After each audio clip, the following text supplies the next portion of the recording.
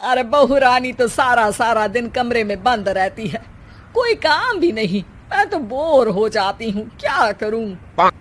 तभी मीना की सहेली रीना उससे मिलने आती है। अरे मेरे घर का भी यही हाल है, बेटा ऑफिस और बहू कमरे में बंद, समय काटे नहीं कटता। लेकिन अब सच मानो तो वक्त ही नहीं है कि वक्त से रोटी भी खा लूं। अरे बहन, मुझे भी बता दे कौन सा जादू चलाया है। मैं भी अब जिंदगी के बचे कुचे दिन आराम से काट लूं। दीवारें देख देख कर तो बोर हो गई हूँ मैं। रीना मीना को एक स्मार्टफोन देती है। ये ले, ये है वो छड़ी जो जादू करती है। इसमें मैंने तेरा फेसबुक अकाउंट भी बनाया है, एंजल प्रिया के नाम से। बस अब यहाँ दोस्त बना और सबसे बातें कर।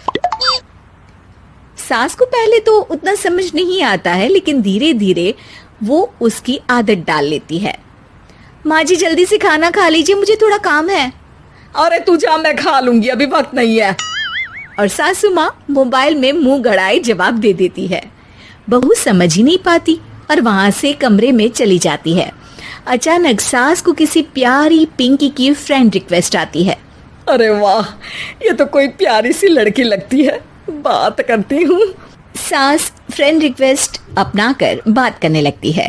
अब क्या था, सास सारा दिन उस सहेली से बात करती, अपनी कहती उसकी सुनती। एक दिन सास फोन पर ही सरगड़ाए, अरे बहू जरा मंदिर के लिए थाली सजा दे, आज कीर्तन है। बहू फोन पर किसी को मैसेज टाइप करते कहती है, माँ जी क्या है, अब मुझे क्या पता कि आपको कौन कौन से भगवान की पूजा करनी होती है। तभी सास के पास कोई मैसेज आता है।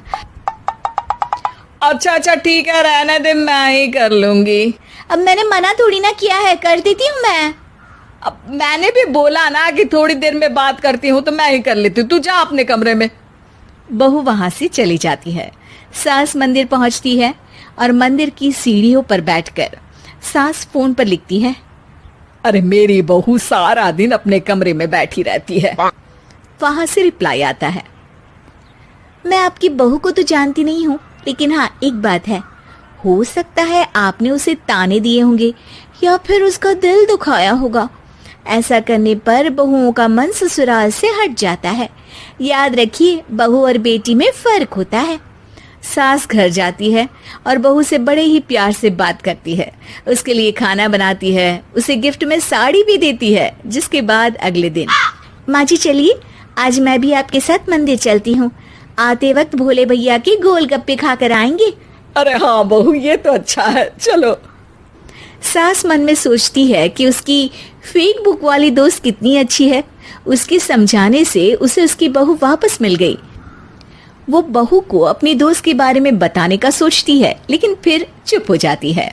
बहू फोन पर टाइप करती है, मेरी सास मुझे नौकरानी समझती है, एक गिलास पानी तक खुद नहीं लेती। मन तो करता है कि बोल दूं, मैं बहू हूँ, कोई नौकरानी नहीं। वहां से रिप्लाई आता है, देखो तुम्हारी सास को तो मैं भी नहीं जानती, लेकिन वो बुजुर्ग होंगी, पूरा जीवन उन्होंने घर गृहस्थी चूल्हा चौका में निकाल दिया। और फिर तुम ये भी मत भूलो कि जिस पति पर तुमको इतना गर्व है, उसे भी शिक्षा उन्होंने ही दी है। तो जिसने तुम्हें इतना दिया, क्या तुम उनकी थोड़ी सी सेवा नहीं कर सकती। बहू भी अगले दिन से सास का सारा काम करती, उनके पैर दबाती, उनका ख्याल रखती, उनके साथ घूमने जाती। एक दिन सास, बहू ये लो मेरा हीरे का हार। पहले तो सोचा था कि अपनी बेटी को दूंगी, लेकिन आज जब मेरे हाथ पैर में दर्द था तो तुम मेरा साथ दे रही थी। समय पर खाना पानी देकर तुमने ही मेरा बुढ़ापे में साथ दिया। उसके हिस्से का बहुत कुछ मैं उसे दे चुकी हूँ, लेकिन ये अब तेरा। बहू तो ये देखकर खुशी से उछली जाती है। वो सास को गले लगाकर कहती है, माँ जी आज सच में बहुत अच्छी है।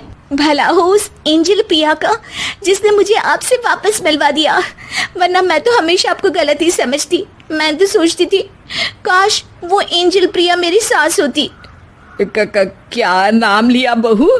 एंजल प्रिया तेरी फेक बुक फ्रेंड है? हाँ माँ जी, वो बहुत अच्छी है। उन्होंने ही मुझे बताया कि सास की कीमत क्या होती है। अरे बहू, कहीं तू प्यारी पिंकी तो नहीं? जी माँ जी, मैं ही हूँ प्यारी पिंकी। क्यों? सास बहू को गले लगाकर कहती है। मैं भी यही सोचती थी कि काश प्यारी पिंकी मेरी बहू होती। शुक्रिया बहू। सासू माँ, शुक्रिया तो हम दोनों को फेसबुक और सोशल मीडिया का करना चाहिए, जिसने हम दोनों को एक दूसरे से दिल से मिला दिया। अब तक दोनों को समझ आ गया था कि जो खुशी वो बाहर ढूंढ रहे थे, सच में तो वो उनके घर में ही थी।